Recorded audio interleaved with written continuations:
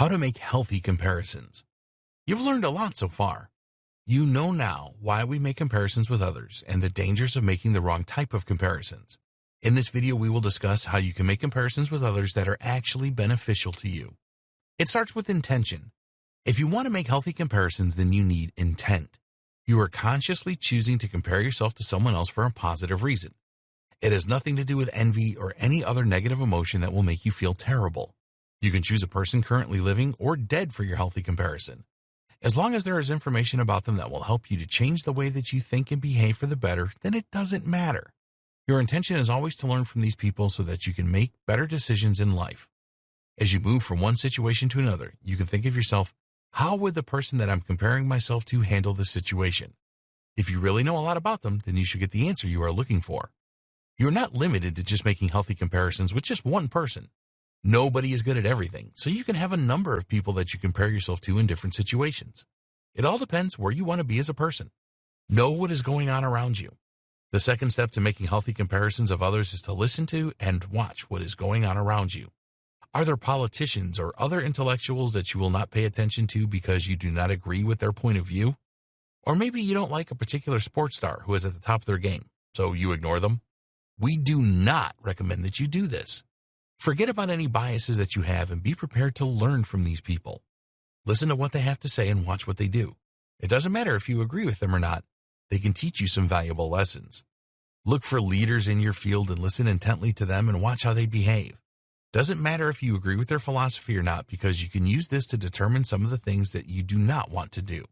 And of course, you might learn some good things from them too. You will always win by doing this. Become an avid reader. Do you read regularly?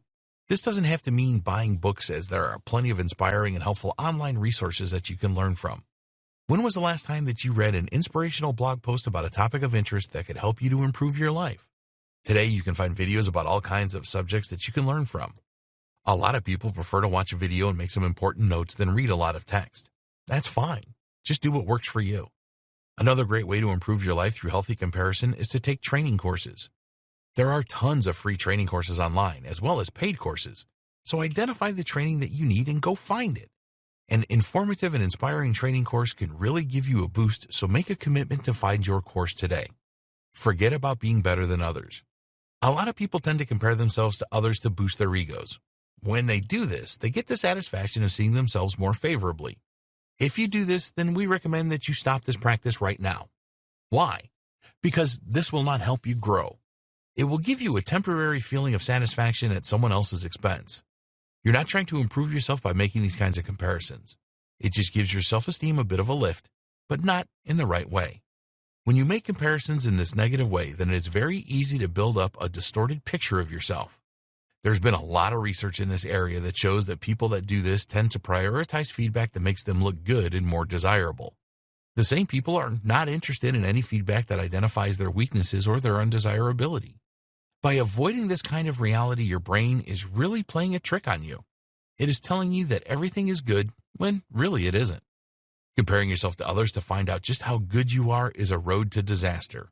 It will end up making you very miserable because you may not always get the results that you want. Sure, comparing yourself to someone that you know is weaker than you can give you a feeling of superiority, but it can also uncover some of your vulnerabilities that you don't want to know about. When this happens, you are likely to feel shame or even anger.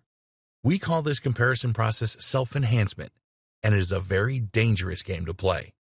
Let's say that you consider yourself to be the best player of a certain video game. You consistently get very high scores and feel invincible.